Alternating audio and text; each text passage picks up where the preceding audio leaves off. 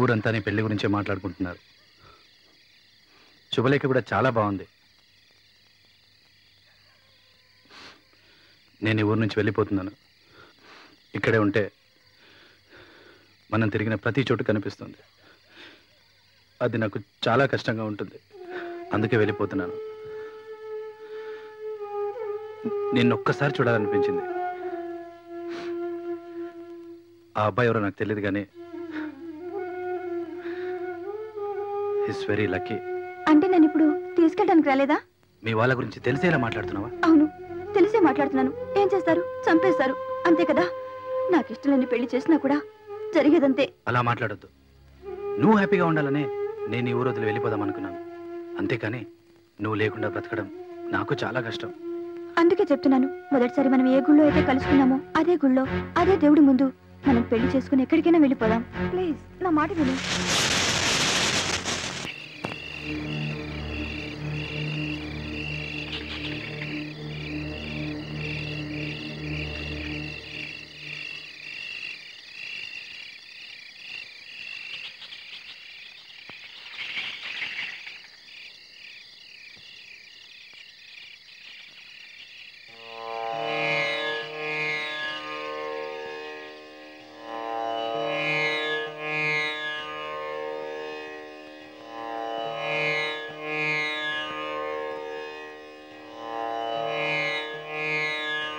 शतमानं भवति शताय पुरुष सतेन्द्रिय आयुष्येवेन्द्रिये